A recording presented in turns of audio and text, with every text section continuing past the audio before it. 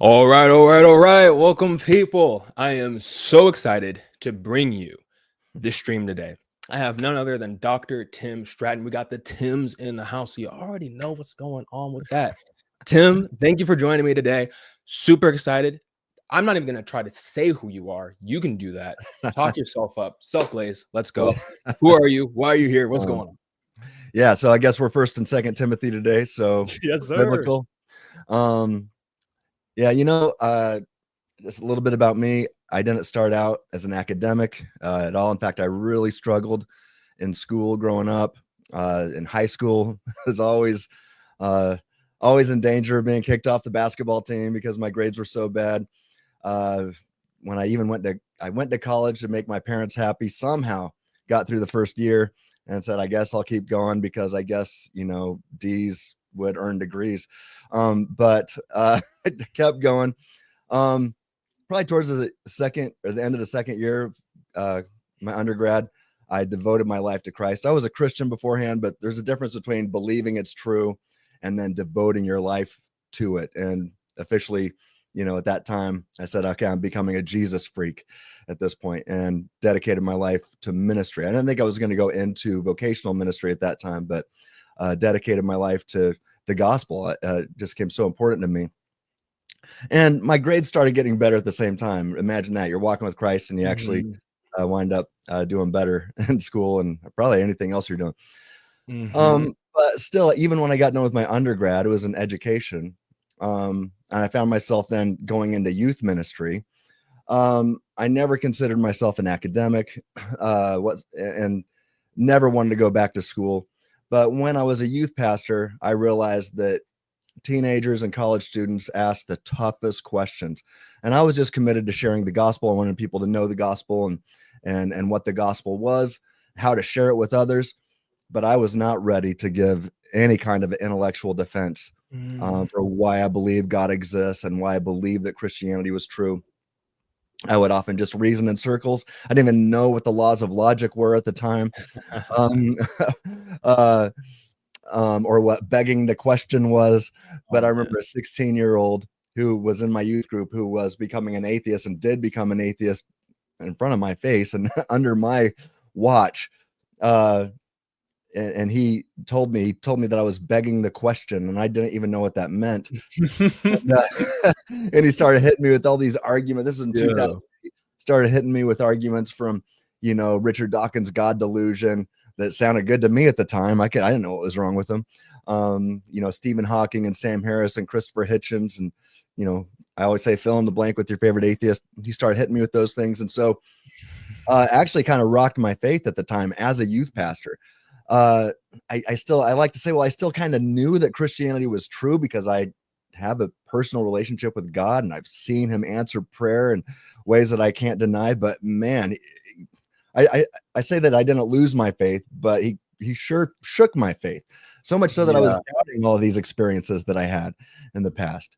And so I went home after he became an atheist, I went home and I prayed, and I felt like God told me that if I was going to be a shepherd, I needed to learn how to defend the sheep.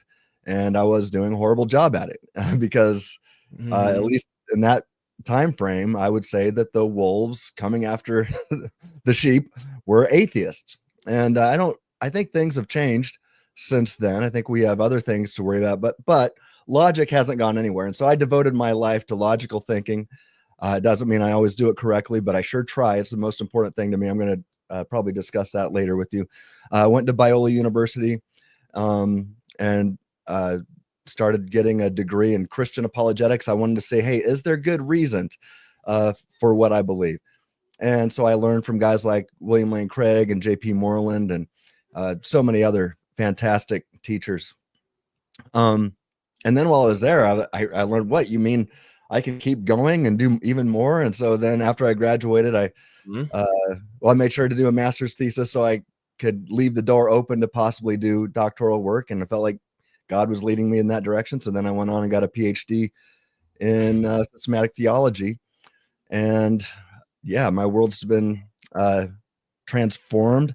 The way I think has been transformed. I see the title of today has the word experts in it. And I I don't like to consider myself an expert, but I do say that I've devoted my life to thinking seriously and to thinking really hard about these Yeah. metaphysical and logical things. And so if others want to call me that, fine. But I'm just a normal guy who I Mhm. like to say this. You see in the background, I've got, Doctor Strange and Captain America, Yeah, yeah, yeah. some Star Wars stuff up there. I don't know if you can see it, but Yeah. that even when I was younger and struggling in school, I could tell you everything about the Star Wars universe or the Marvel Comics universe. Mhm. And I don't consider myself to be some intellectual, like, uh, I don't know, Swinburne or Craig or Moreland or those Yeah, guys. right, right. I just don't consider myself on that level, but I do interact with them and learn from them. Sometimes I have the opportunity to challenge some of their thoughts, while never considering myself to be on par with them. But the same thing that allowed me to be good, to be able to think about, and try to connect all the logical dots in the Star Wars universe when I was a kid. I think I took that passion and applied Wow. it to theology and metaphysics. And so that's just that. I say I'm not some crazy intellectual. I'm just a kind of a nerd who thinks about metaphysics and theology way too much. And, but it consumes me. So I have a lot of thoughts on these things, and I could be wrong, but I have fun thinking about it. And when I'm wrong, I love when I realize that I was wrong and I changed my mind. And so I see this as always a win-win. Sometimes people say, Tim, you're advancing your views so much. Your life is so devoted to what, your things like Molinism and, or whatever it is, or your free thinking argument, blah, blah, blah. And your whole life's going to be a waste if it turns out to be false. And I'm like, no, it won't. If somebody shows that I'm wrong, then I've helped advance the ball towards the touchdown of truth. And I've helped Yeah. advance the ball, and somebody else had to come and show why I was wrong. So then they could take the ball and lead us all toward truth together. So the way I look at it is we shouldn't be fighting with each other. No. These things people just get nasty on the internet and nitpicky, and it's Yes. just, even Christians are probably the worst. Yeah, I Um, would agree. you're right. I would and agree. and I just don't want to have fights. I want to have iron sharpening discussions where we really care and love about each other, and we want truth more than anything. That doesn't mean we always have to agree with each other. One thing that really drives me crazy is, I'll call maybe I'll have a Zoom call with another philosopher, and we're talking about some things, and he's trying to persuade me. And at the end of the day, I'm not convinced because I offer what I think are defeaters. And then he leaves and tells other people, well, Stratton just doesn't listen. No, I did listen. I listened Mm. carefully, and I wasn't persuaded by your argument. So I say, don't confuse not being persuaded with not listening. But it's just that kind of stuff that really, I just think that even we as Christian academics can do so much better. And some people are really good at it, and some people need to improve. I know I need to improve, but it's my goal to get better. So maybe you can help me with that today. Well, I will say I resonate so deeply, not only with just your journey through, me and I remember being 14 years old, uh, on the internet, and Yeah. just it felt like every time I was online, my algorithm was just sending me, the old YouTube Mhm. algorithm was just sending me videos to Yeah. question my faith. I remember I used to be afraid to click on a Sam Harris clip, Right. all these different things, and I look back at these arguments, and I just find them so funny, Right. Yeah. like, Right. Yeah. and that's ultimately why worldview mastery exists in the way Mhm. that it does Mhm. now, which is what it did so well for me. Is just like you, man. I mean, I went down the rabbit hole in ways I didn't think I was ever gonna go down the rabbit hole. Yeah. I mean, the Yeah. stuff that I'm studying now, like one of my research projects I'm doing now is I'm studying the nature of reasons, like Mm. themselves, like something so Wow. so simple as like having Yeah. reasons for things. I'm like, well, Mhm. I don't what is my theory of reasons? Like, but like Yeah. how many people, but that wouldn't have been me when I was 15 or No. 16, right? But Yeah. I love it. It's Mhm. all for the love of the game. Like for me, that has nothing to That's do right. with advanced like doing evangelism, whatever, but it does actually help Oh, my yeah. faith. It's really interesting. I always tell people that if you are like one of us who just gets bit with this bug of Mhm. unending needing to unpack things speculation, which can be a great thing, but I've seen it. I've seen the dark side. I've seen the dark side of being bit by the bug of speculation and always Yeah. needing to overturn every rock, Right. never landing on a position. The lack of EQ amongst academics, I think, is the biggest thing, and we see that in the Christian communities. It's actually one of the things why I've distanced myself so much from a lot of mainstream or even niche philosophy of religion, because I just see so much negativity Yeah. in how and a lot of the infighting, especially with even in Christian philosophy of religion as well. Mhm. You see Yeah. that a lot. Oh, yeah. And I never understood like why it exists or why it's there and everything. So I just want to help people, right?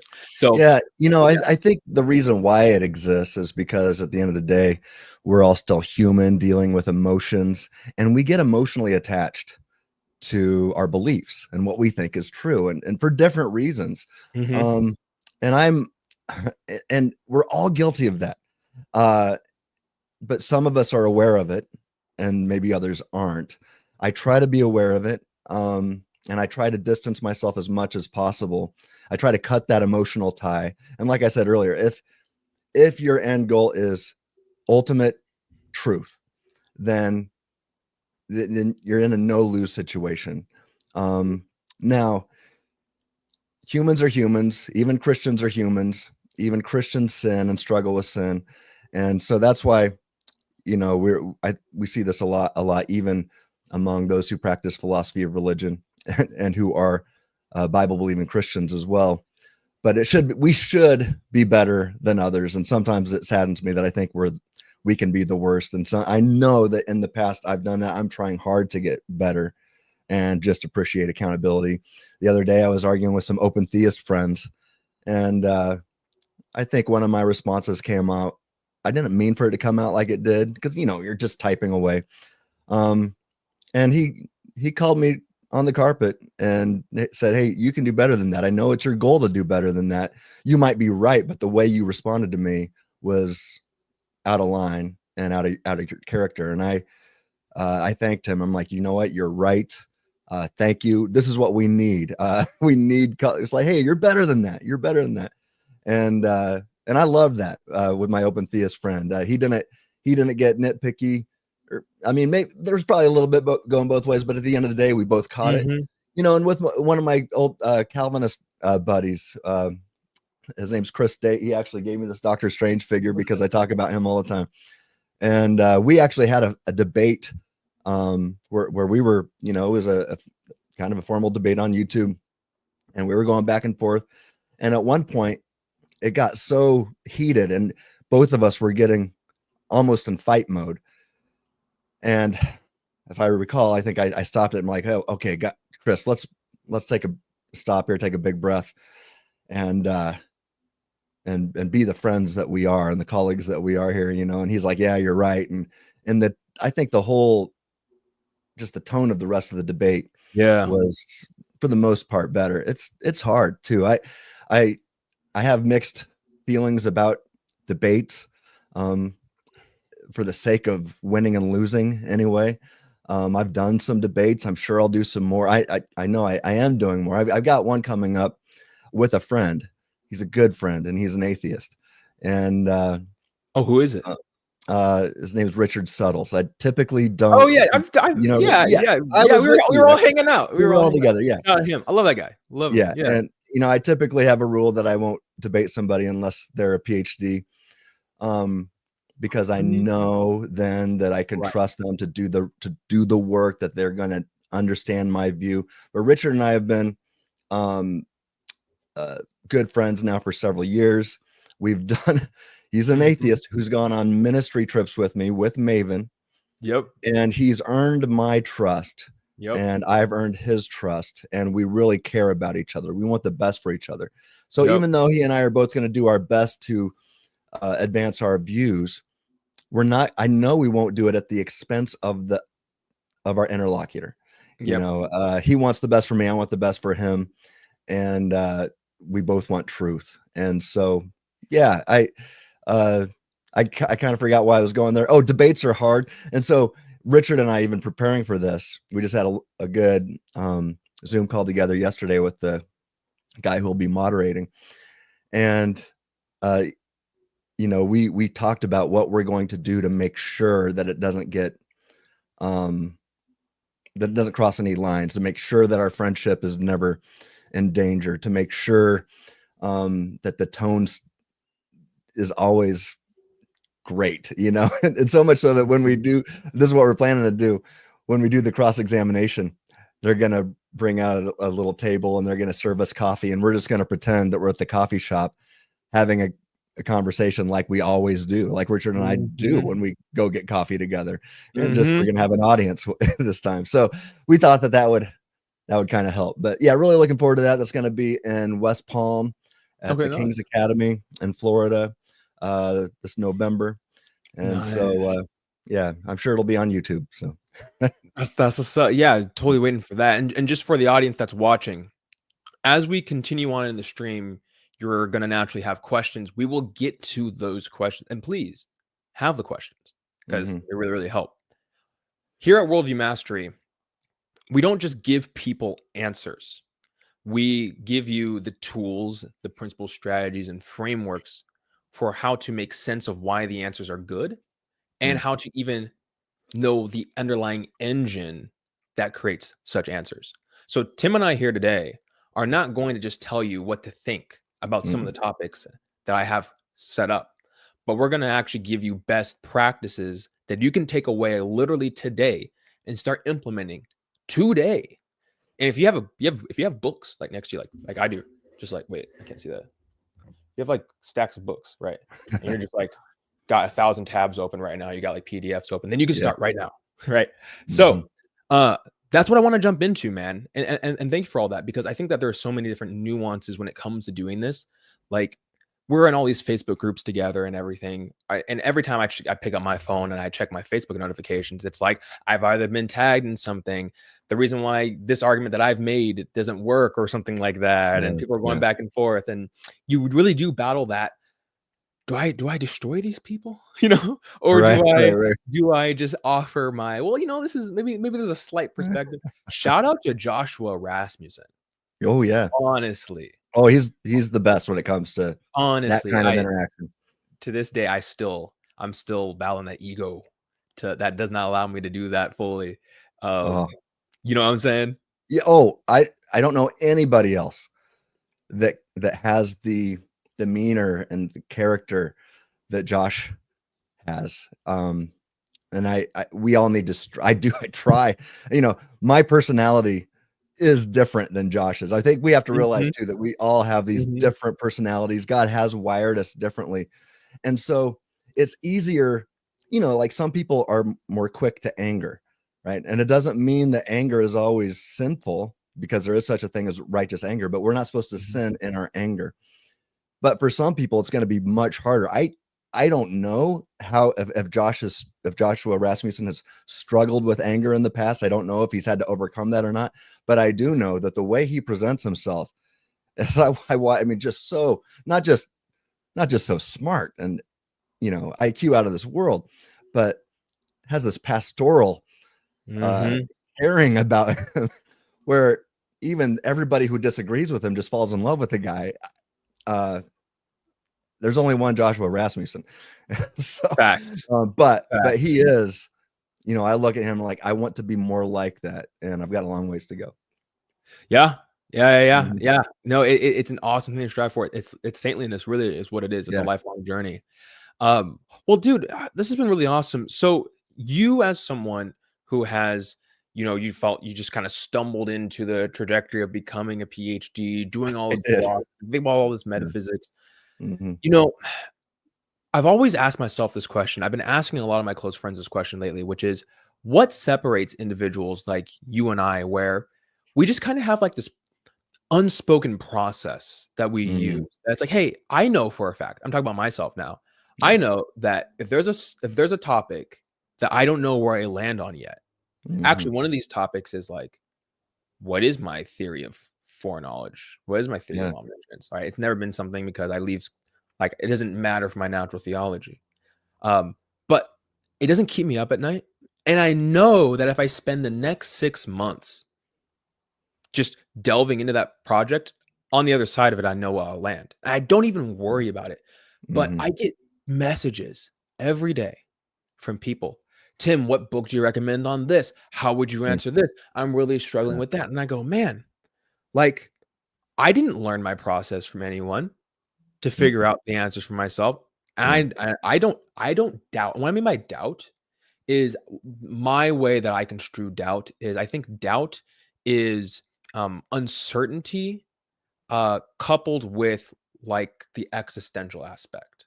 Hmm. So it's not just having some degree of uncertainty around where you land on something, but then it also kind of pulls some of the existential levers in your life Hmm. where Yeah.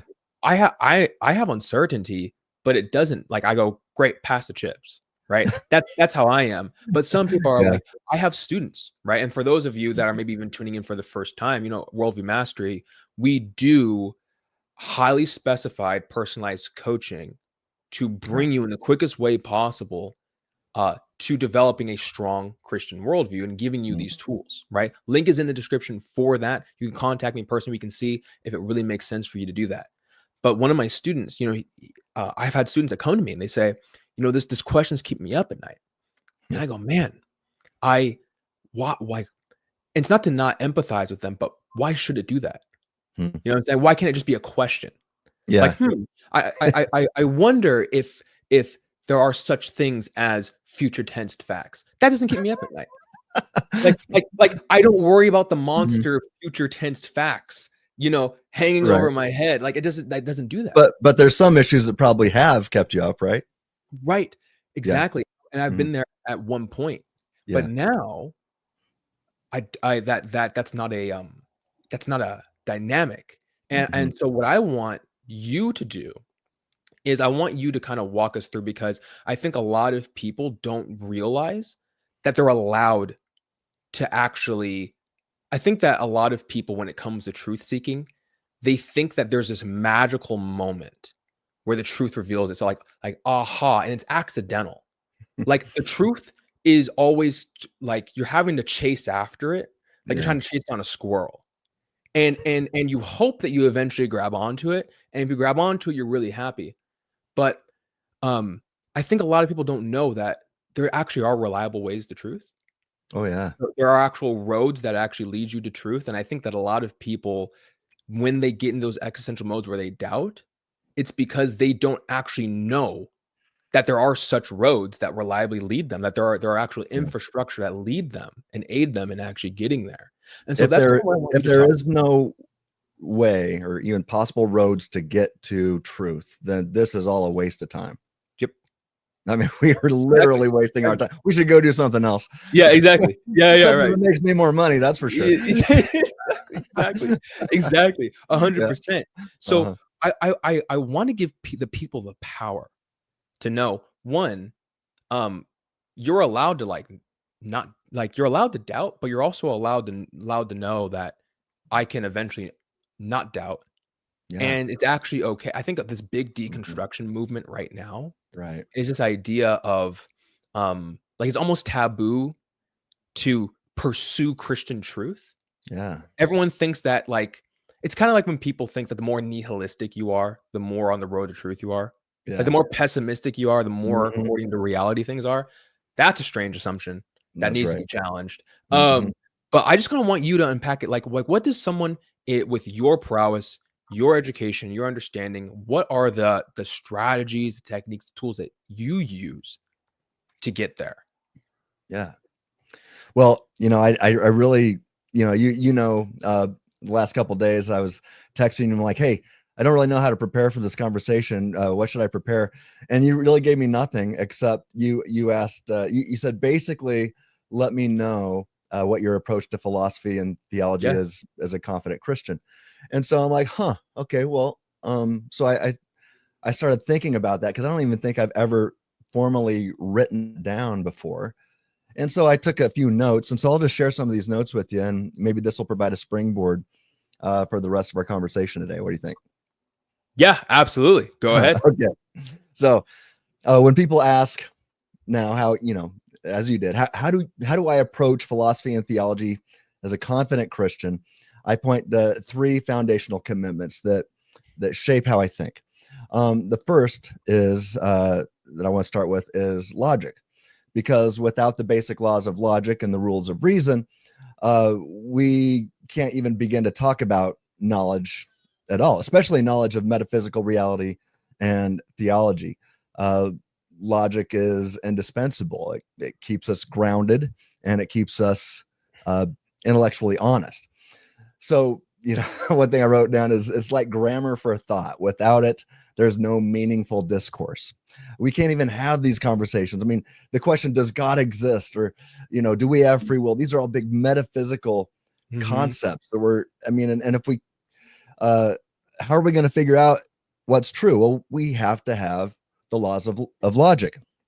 In fact, to argue, and I've seen this before, from both atheists and Christians, when we're arguing different positions.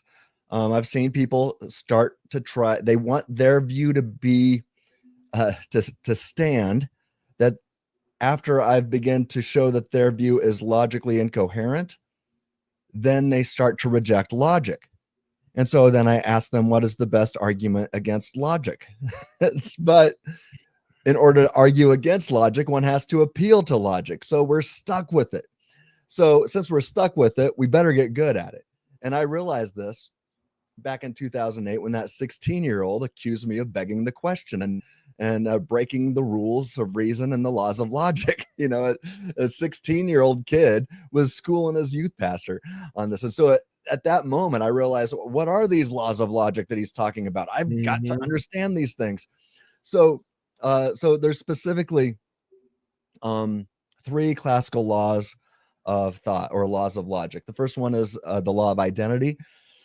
We can describe that as or whatever is, or a thing is what it is. It doesn't sound very controversial, but a tree is a tree. It's not a rock. It's not a metaphor for a tree. It simply is itself. You hear athletes all the time. I remember that same year, 2008. The reason why I remember that is because the Boston Celtics beat the Los Angeles Lakers for the championship. And Kobe Bryant, even though I always cheered against the Lakers, he's on my Mount Rushmore, and he's way better than LeBron. But that's what I think.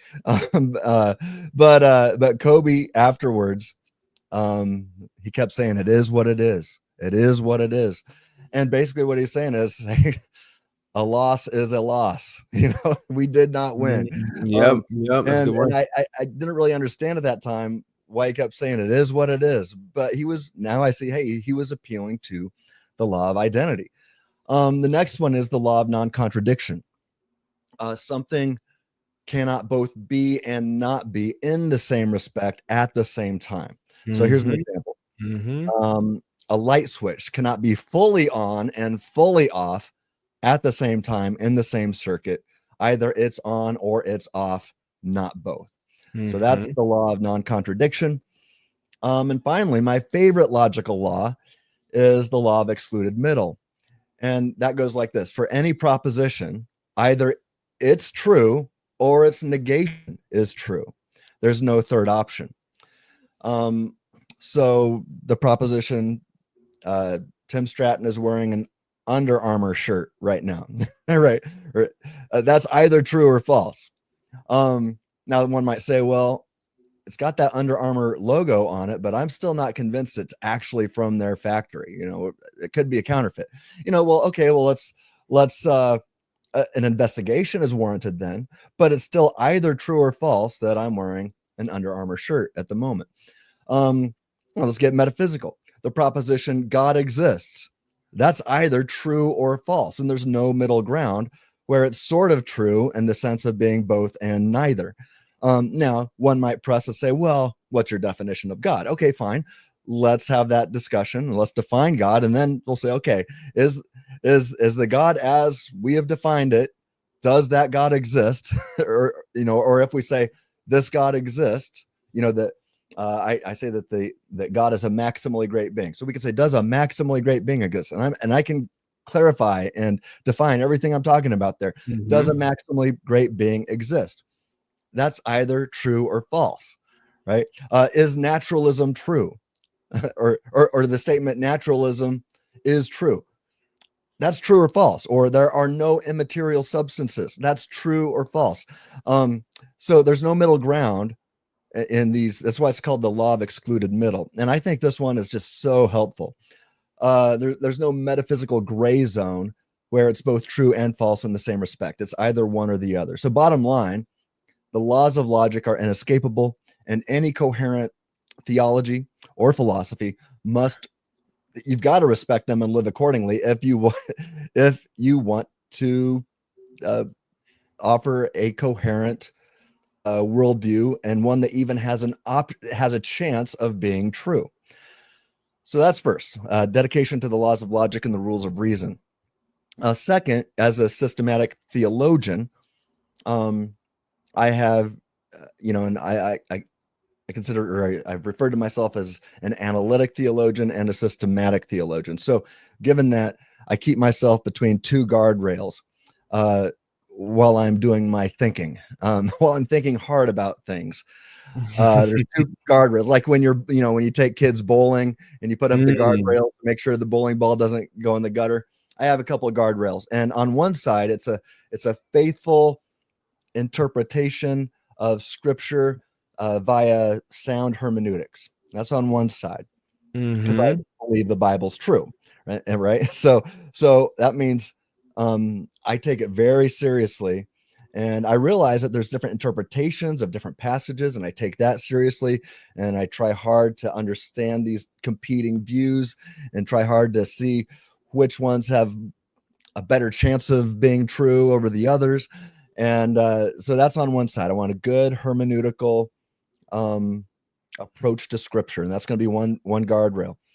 On the other is logic and sound reasoning. That's my other guardrail. And so I strive to not violate either one of those two things while I'm seeking truth and striving to reach conclusions. Now, the reason why, I've explained why we've got to have logic on one side, but as I noted earlier, I am convinced that the Bible is the authoritative word of God, and so I strive to take it seriously. Now, if you're not a Christian, you don't have to do that.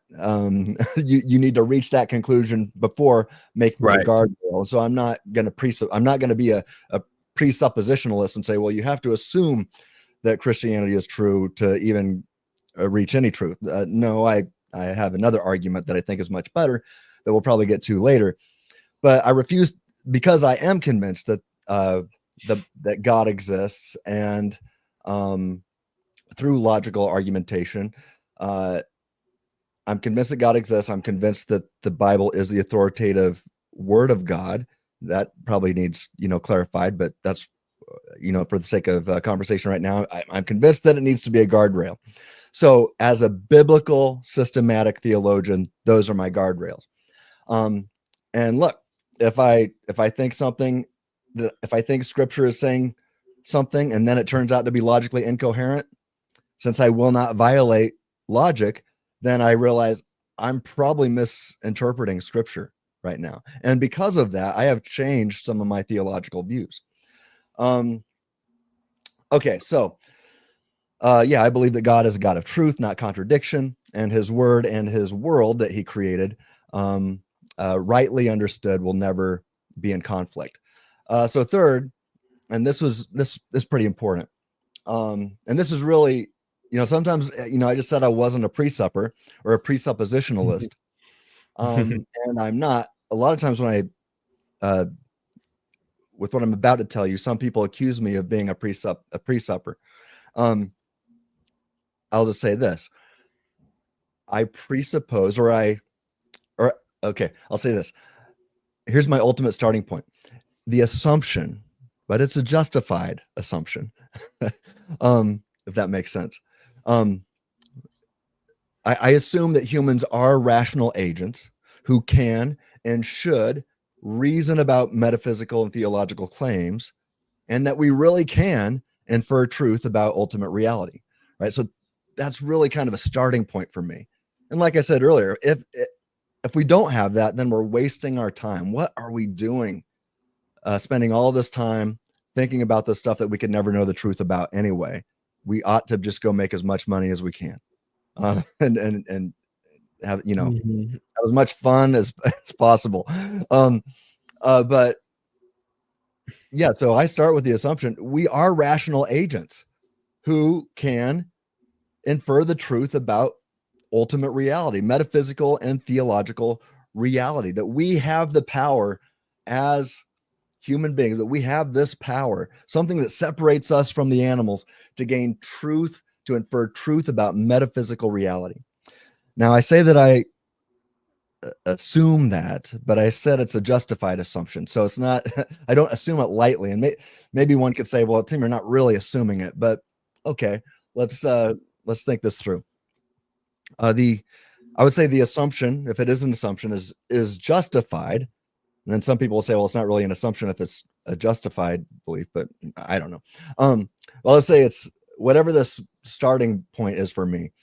It's justified by, and also can be used as evidence, I think, for the Christian worldview in particular. So, a lot of people say that, you've got all these arguments for God's existence, but none of them get you to Christianity in particular.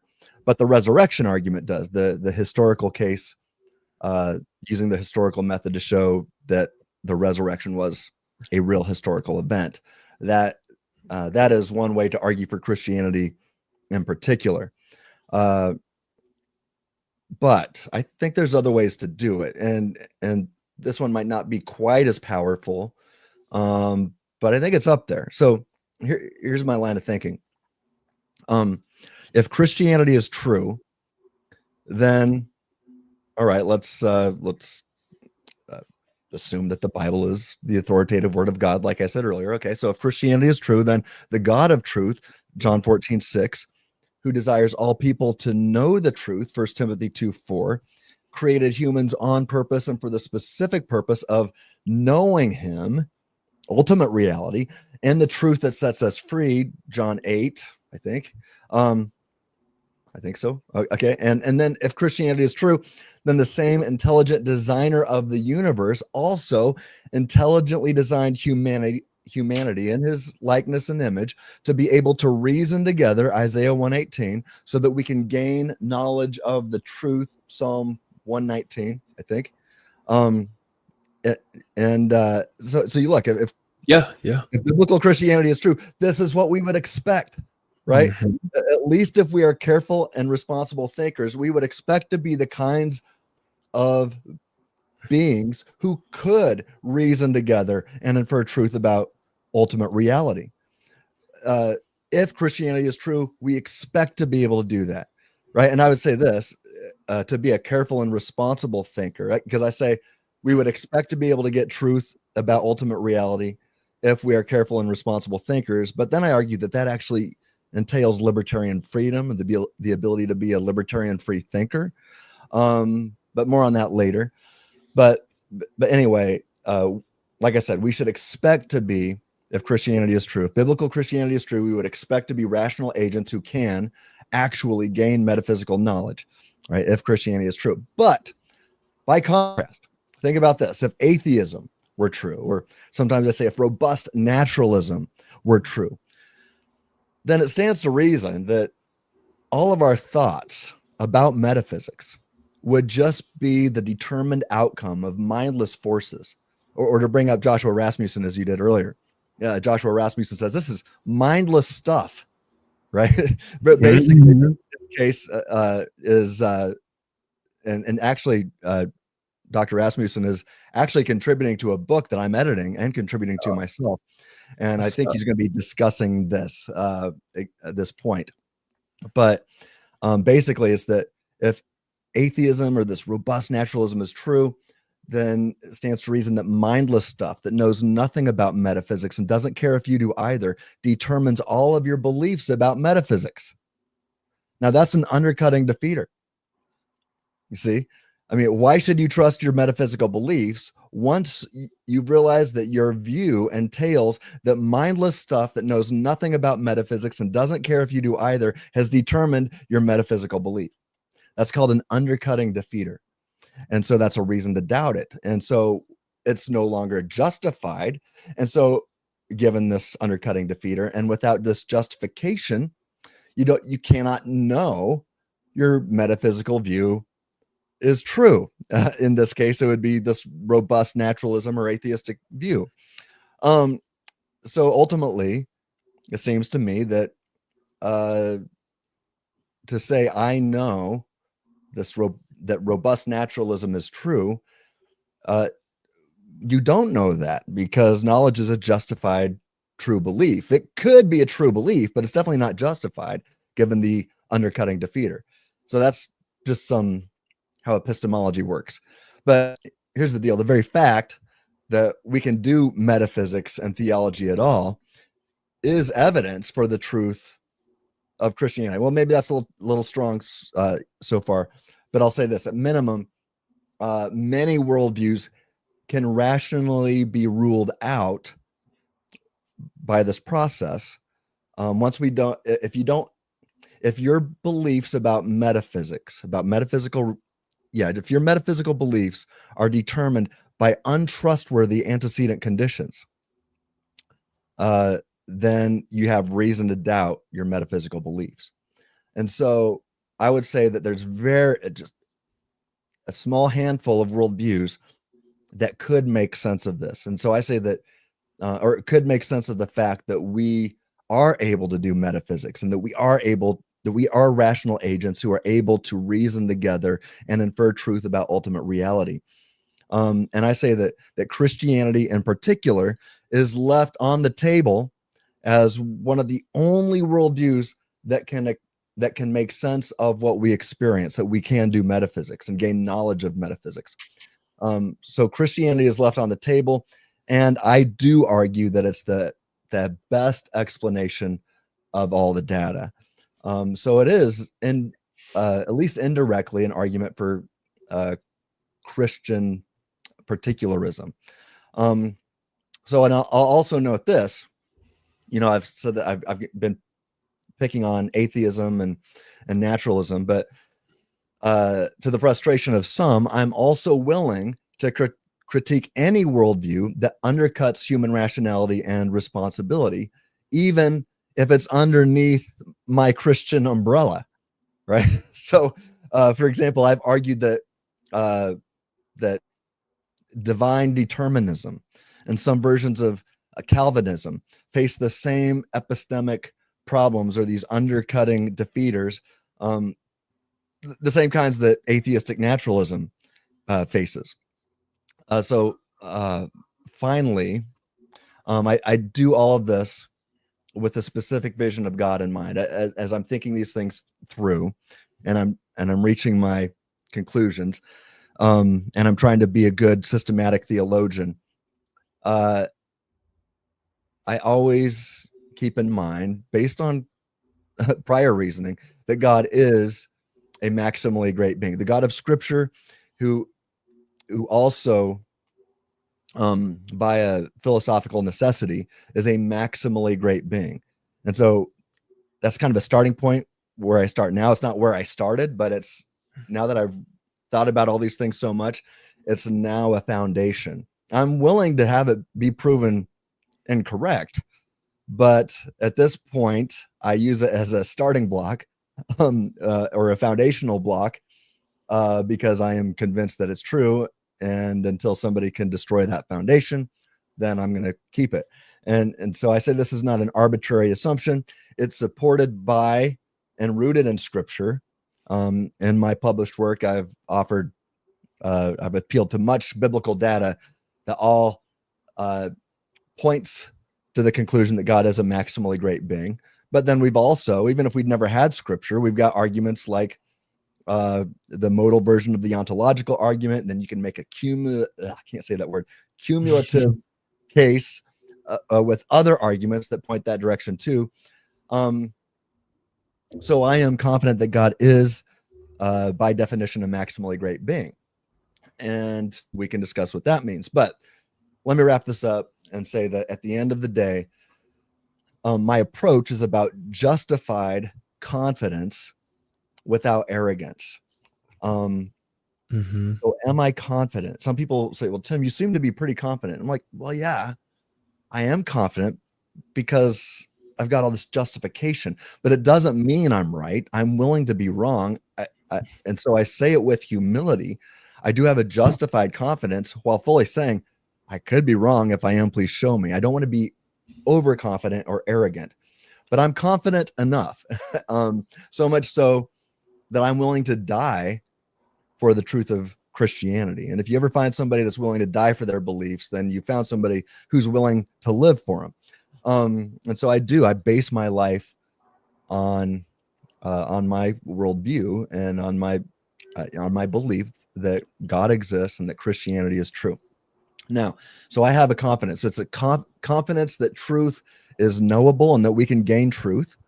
And I believe that we can, because God fine-tuned and intelligently designed humanity, created us in his image and likeness so that we could know the truth. I believe he created us on purpose and for the specific purpose to know the truth that sets us free and to experience a true love relationship with him into the infinite future.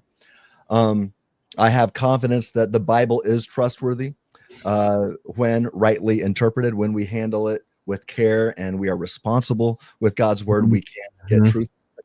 And I'm confident that sound reason, logical reasoning is actually a form of worship, as it's loving God with all of our mind, as J.P. Moreland has said. So in a nutshell, I've talked way too long, but that's basically where I start. It's my foundation. I've talked about my guardrails, and it's this foundation and guardrails that have, I guess, shaped my thinking and ultimately my views. So I'm sure many questions will be raised based on that. But let's start there. This is amazing. This is amazing. I want to say, and everybody listening right now who is just taking either mental notes or physical notes of some kind, Tim, you hit it out of the park. You're right. That is actually, you have exceeded my expectations on Really? what I want to lay out. Well, here's the thing. I want everyone to listen, right? Like, those of you that are sincerely like, man, I'm really trying to get to the next level. Either people who watch my channel, they're either wanting to know what that next level is in terms of loving God with their mind. Either they're starting out and they think, well, I want to know, like, what's the best stuff. And then there are people who are like doubting, right? I think that in any one of those three scenarios, I think people should be able to run back what you have said. And I think that what you have just laid out has so much rewatch value. For me, I've ran into that. I used to, when I used to do auto detail, right? It's a individualistic sport, right? I'm in a car, I got my headphones on, detail in the car. I would listen to the same either interview or podcast multiple times of just a single individual so that I would get it in there, because people at a certain level of understanding will understand exactly that you just gave a very quick masterclass on your entire just experience. And you just gave your history and you said, this is where I have gone. This is where I've ended up. And I know that people will find aspects of what you said helpful. And so I want everyone listening, like, if you do things in a different way, like, I don't necessarily do everything the way that Tim has just laid out. It doesn't mean that what Tim's laid out is wrong. However, they're just two different ways of doing something. So if you find what Tim has laid out to be that right there, the aha moment, that right there is what I needed, and now I know. What I will say, though, is I love the guardrails foundation approach. That heuristic right there, amazing. I think if there's a lot of people I think that some people don't even think they have the permission to think in that way. Yeah. Like, I have these guardrails and I have my foundation. If I think within the guardrails and I think from the foundation, then something intersects, and that's like truth. We could put it in like a Venn kind of situation. Right. But you see what I'm saying? Like, from the foundation, within the guardrails, you will find it. So, like, let's say the topic is foreknowledge, right? Yeah. And then it's like, okay, well, I have this foundation I'm very confident in, high degree of confidence that these are the guardrails I need. And wherever I land here, that's what I'm doing. Yeah. And again, guys, I'm super passionate about talking what I call the FFP model of doing apologetics, the framework's first principles. A lot of the way we think are dependent on the frameworks we utilize in our thinking. And you just gave one right there. I mean, dude, you could copyright that, bro. Like, you could trademark that. Like, that's awesome. So I'm so glad you mentioned that, and there's so much we can unpack there. But what I wanna do is I wanna take a moment, and I want it to in kind of real time, then look at some on the ground kind of objections in some areas that you're Yeah. already familiar in, and we can break these down for people, and people can kind of see in real time, "Oh, that's how Tim is connecting it in a practical sense there." How does it sound? Wanna move on to some of these Yeah. objections? Let's let me hear them. Like I have no idea. Yeah, no, Full this is great. disclosure here. I have no idea what I'm getting hit with here. So This is awesome. let's do it. Yeah, I'm in a well, hot seat. yeah, you are. Well, this is great because this is also something that I, again, for myself, I got no dog in this fight, but it'd be really, really fun to see how you kind of on the spot do this. Okay. So let's talk about tensed truths and Okay. God's relationship to those. Okay. Yeah. So for everyone that doesn't know, what are tensed truths and why is it relevant to the discussion around what God knows? Okay. Um, so a tense truth. Let's talk about future tensed truths. So earlier I talked about the law of excluded middle.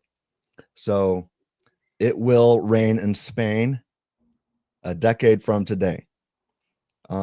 It either will rain in Spain in 10 years or it won't. Right. So so that proposition is true or its negation is true. Um, and I pick on, for lack of a better term there, I pick on some Christians. Not all open theists would say this, but some open theists say, well, there's just no truth value to that. I'm like, well, then that's a violation of the law of excluded middle. And Christians need to be the most logical people on the planet. We should not be in the business of rejecting logic. So I found that out the hard way when that 16-year-old scolded me all those years ago. Um, so I'm like, okay, it seems like there's got to be a truth value to that future tense proposition. Now, some will say, well, okay, well, there's a truth value to that because the weather is deterministic. And so there could be truth value to things that are determined, but not things that are non-determined or free in a libertarian sense or completely random or contingent, whatever it is. So then some people move to that and say, well, okay, there just can't be a truth value to those things. And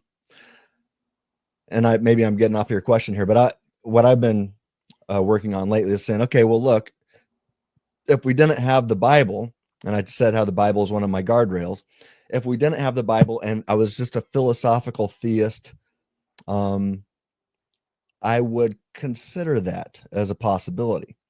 But it sure seems to me as I read scripture that there's an abundance of prophetic propositions and predictions that involve libertarian agents making free choices.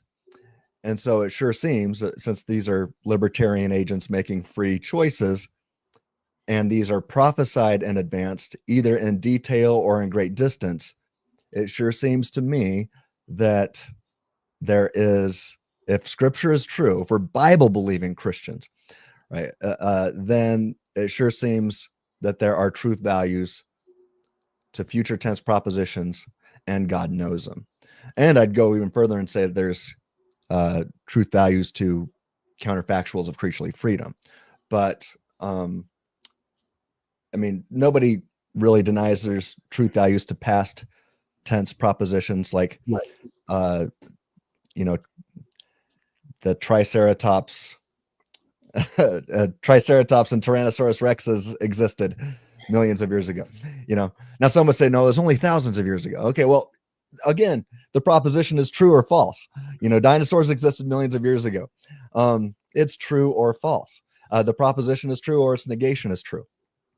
So that's not really disputed. Present tense truths.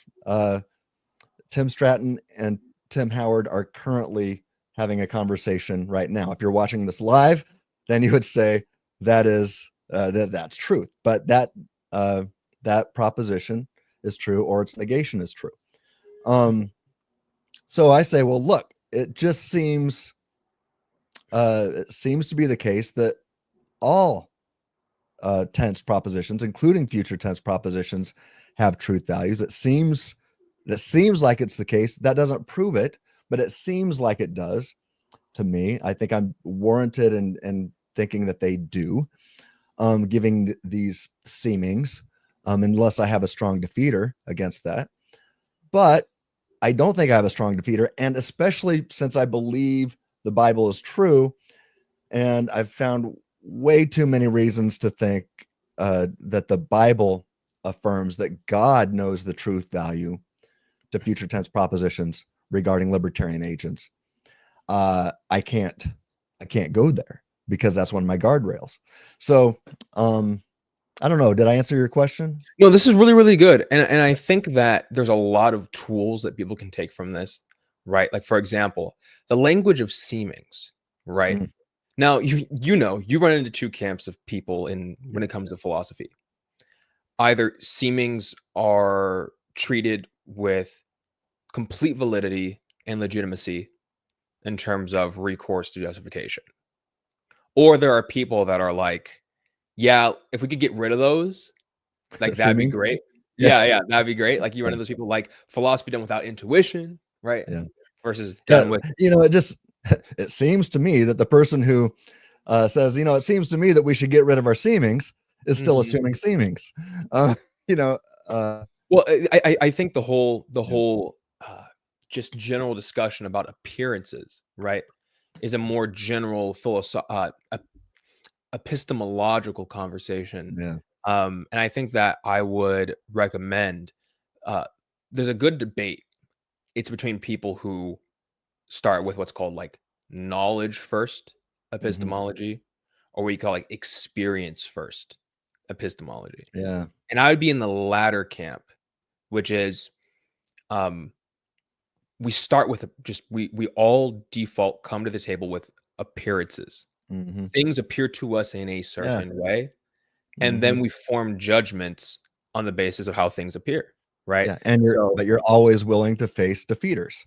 and you're always willing to Mhm. exactly, Yeah. exactly. And so the the the judgments you make, the hypotheses you come up with on the basis of, okay, this appearance I'm having, why am I having this appearance that I'm having, Yeah.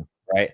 Oh man, then large swaths of philosophy were written about that. So I think that there is a healthy legitimacy to recourse to things like this appears to be the way things are. Mhm. If I've gone wrong somewhere, did someone sneak a CIA never released like to the public drug in my drink, and it's like making me like have a Yeah. propensity to form these certain beliefs, you know? Yeah. You know what I'm saying? Mhm. Like it's those kind of weird Mhm. like little scenarios. But Yeah. I think Or yeah. that Or is God the kind of being who determines all humans to get metaphysical beliefs Mhm. incorrect and think they're right? I mean, that's that's one of the arguments I make against Calvinistic exhaustive determinism, is it leads to that view.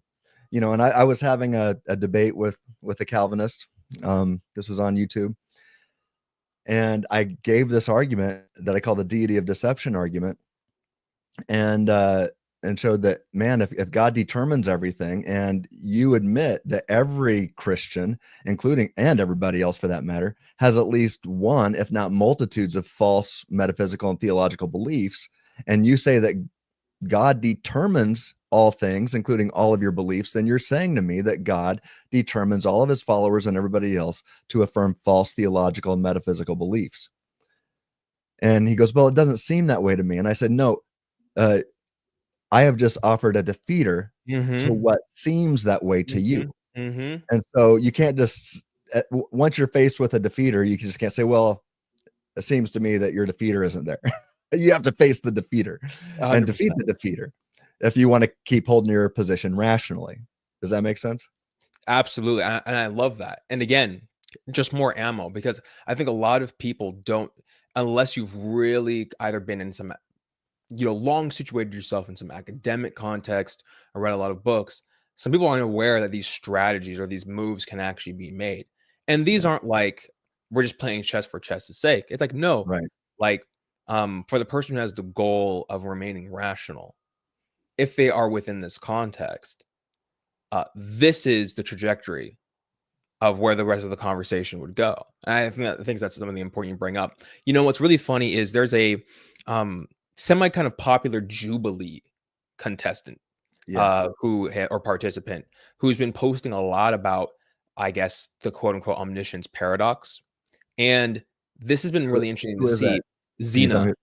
Okay, I don't know. Yeah, so she was on the one, she talked to Jordan Peterson on the one, but one of the things is she the girl that was picked to go last? Yeah. With Jordan okay, she was really cool, I thought. Yeah. Well, I did see that one. Mm-hmm. Yeah, it was cool. And then she's been talking a lot about she truly believes that there's a contradiction between God not predetermining events and God knowing future the truths about future events. Yeah. And I've been watching these videos pop up because she's been posting a lot of these. She was like on the whatever podcast and debated on this, and it's one of those things where she's like, well, this just obviously sounds like a contradiction. But there's no, like, us that know how logic works. Yeah. Well, there's been no demonstration that these two propositions together entail such a contradiction. So for people who might be influenced by something like that, because it seems like in her mind, and I haven't heard her say this explicitly, but she thinks that the only way for God to know future events is if he predetermines future events. So for someone who might only be an exhaustive determinist, only because they want to hold to God's omniscience, and they just happen to think, listen, God is essentially omniscient, but the only way for God to be essentially omniscient and know future free events is if he just predetermines them. Why is that not necessarily the case for the person that might be stuck in that situation? So why is let me see if I understand your question. Why is it the case that if God knows how I would freely choose in the future, that I still freely choose in the future, basically? Or that it's more so, why is God, let me put it this way. The person feels like God predetermining the future is the only way that he can know the future. Oh, that is I get that quite often from Calvinists and open theists, actually, who will say, well, the Calvinists will say the reason why God knows the future, because they disagree with the open theist, is that the open theist says that God doesn't know how humans will act in the future because we have free will. And the Calvinist says, no, God does know how humans will act in the future because he determines us. Therefore, we don't have libertarian free will. So that's their debate. And my view is in the middle between those two. And I say, hold on, guys. You're both making some statements that are true, and you're both making some statements that are false. And the right position is in the middle, and it's the middle knowledge position. So that is that God can know the future we say if future tense propositions. So we already talked about future tense propositions having truth values. And it seems like they should, like they do, right? But seemings isn't proof, but it's a good starting point. But then I look at scripture, I'm like, okay, if I'm a Bible believing Christian, then they do have truth values. So then if God is omniscient, the definition of omniscience means knowing the truth value to all propositions. Well, then God would know it. Now the question is, well, how does he know it? Beats the heck out of me. I don't know how he knows these things. I also don't know how he created the universe from nothing. And there's some folks that say, well, it's just impossible for God to create a physical universe from nothing. I know some Mormons who have said that to me, right? And so they say there had to be this pre-existing matter that God fine-tuned, and then created all things, right? But most Bible-believing Christians are going to reject that and say, no, look, we know that God did create the universe from nothing. There's actually scientific evidence that would support the idea that there was nothing, and then boom, the universe came into existence. So we have good reason to believe that the universe was created out of nothing. But then the question is, well, how does God create matter from no matter? And I say, beats the heck out of me.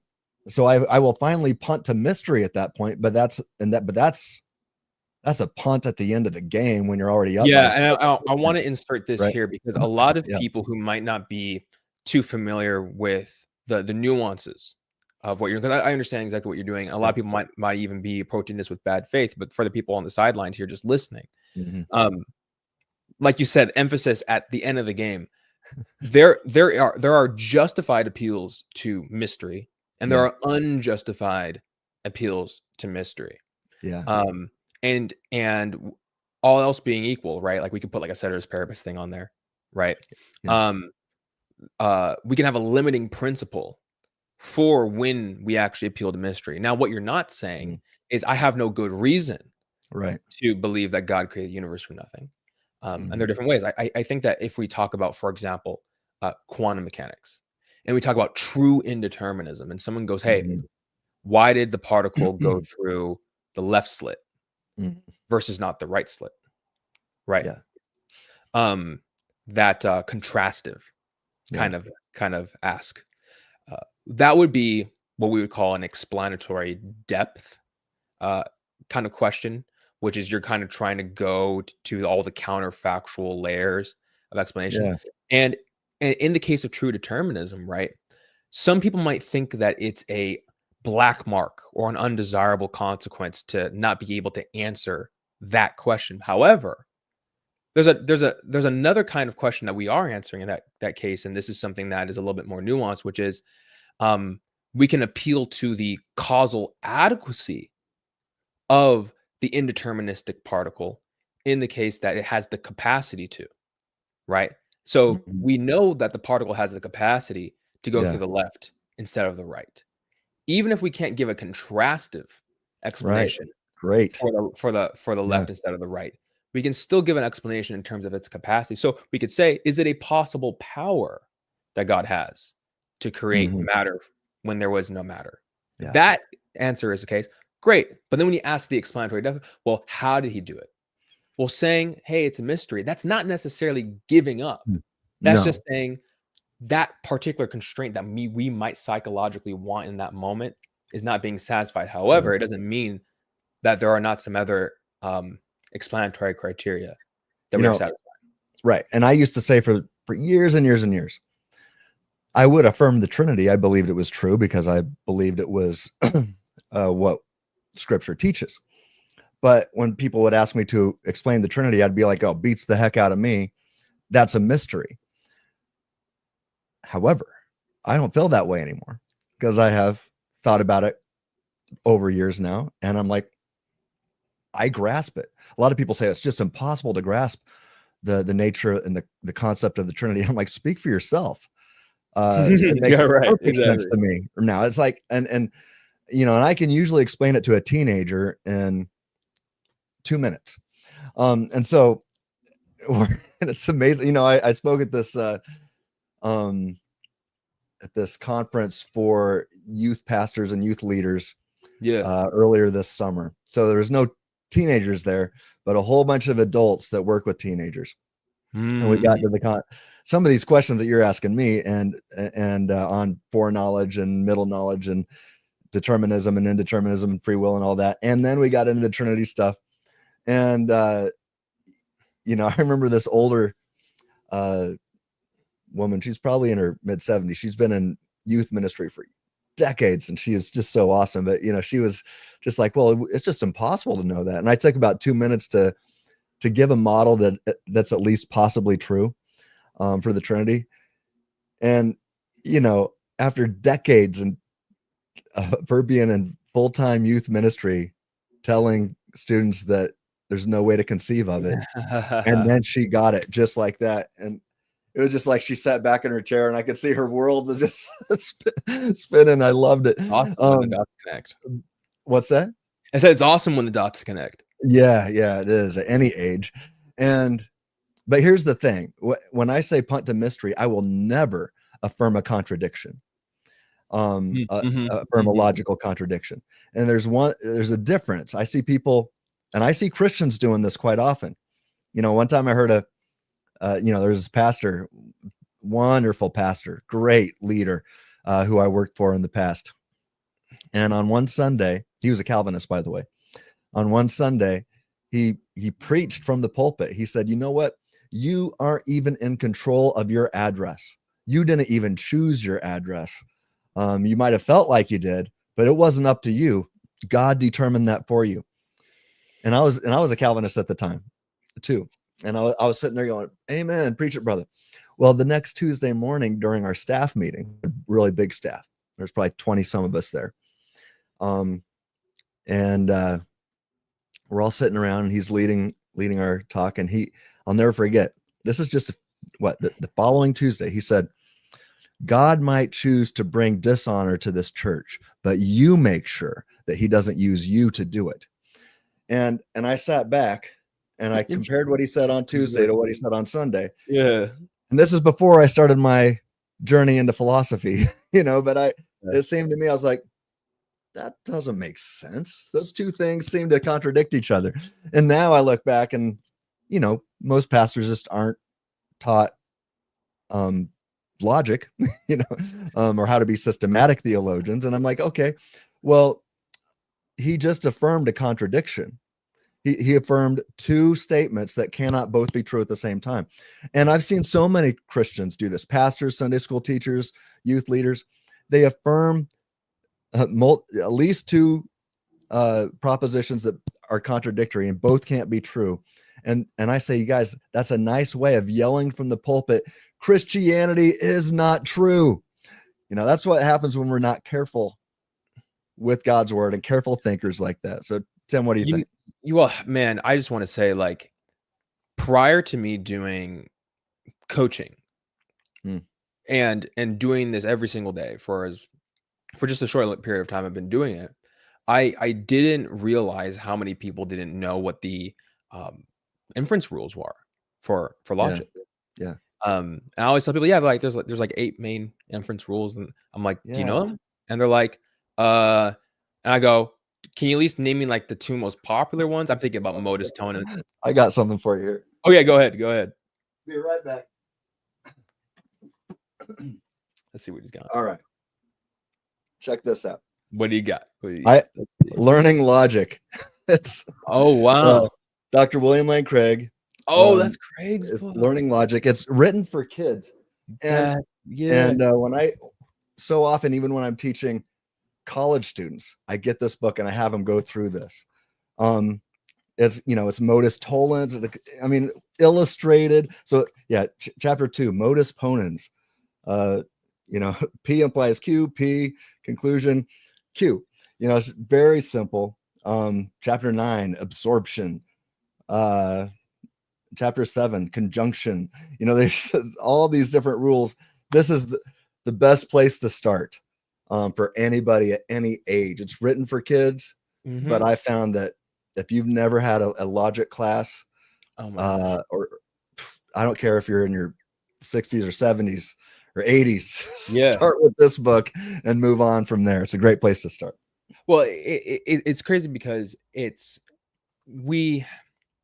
people go in and out of, I feel like people subconsciously are going in and out of overlapping with a random inference rule and then like violating one of them, and no one knows when they're doing it. I don't care if it's a kid's book.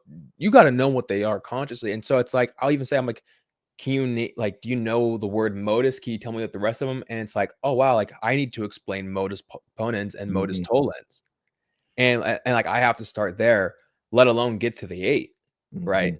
But it's funny because I ask people, I'm like, do you know what the inference rules are? It's like, what's an inference rule? Oh man, like you didn't know that there are actual rules you can follow that tell you when you've made a valid argument versus not.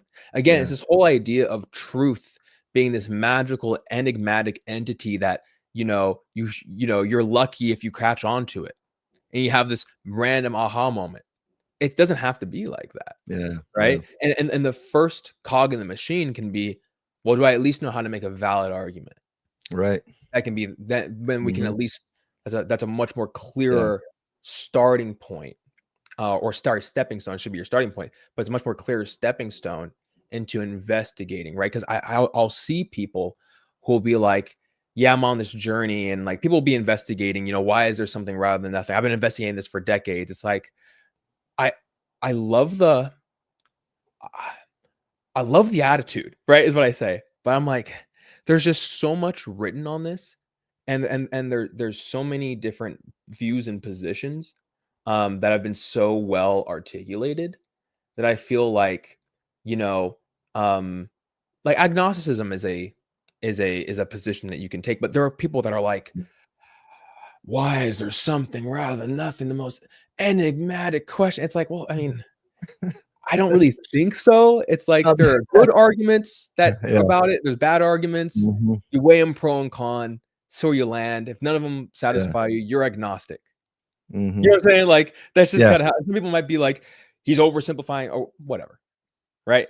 But at the end of the day, you know what I'm saying? Yeah. It's just really, really funny. It's like, and I think that the main thing that I can tell people is, don't be a lone wolf thinker. Yeah. Do you know about the phenomenon? I don't talk about this much, but Tim, have you seen the phenomenon in the church of like the lone wolf theologian? Well, you'll run into somebody in the church who like has theological beliefs, Yeah. but they've never checked it against any books, against Mhm. any people that know more than them, or Right. study, even people that know as much as them, and they are so convinced about a particular Yeah. position, and you're just sitting there, you're going, Why are you like? Why do you believe that so much?" You know what I'm Mhm. saying? Like, where'd you get this Yeah. information from? I'll hear that where it's like, "Oh, yeah, well, my views are this and that," and I'll go, "Oh, I know this person hasn't read a single thing on this." Mhm. And for me, that like weird in my brain because I go, well, man, I know that there are smarter people that have been around longer than me who have written on this topic longer than I've been alive. I should at least do my due diligence Well, you in gotta at least learning start from there. them Yeah. instead of being this lone wolf theologian. And so I'll have people have certain beliefs about eschatology, Yeah. certain beliefs about God's knowledge, and I'm like, you're using words in unconventional ways. I don't even know. I know the word you're using, but I don't know the meaning behind the word the way you're using Right. it. Um, And so there's yeah, go ahead. always yeah, I mean, man, I've met some of these folks, had some great conversations, with these lone wolf theologians, and, I love the passion that they have. I mean, they've done a lot of studying. Sometimes I think they've studied the wrong things or not understood it, and they haven't had their ideas challenged by others, and that's why, uh, "Come, let us reason together, saith the Lord," Isaiah 118. It is so vital to reason together if you can. I mean, hey, if you're stranded on an island with you know with a library, study on your own. But we are blessed to be able to study with each other and reason together.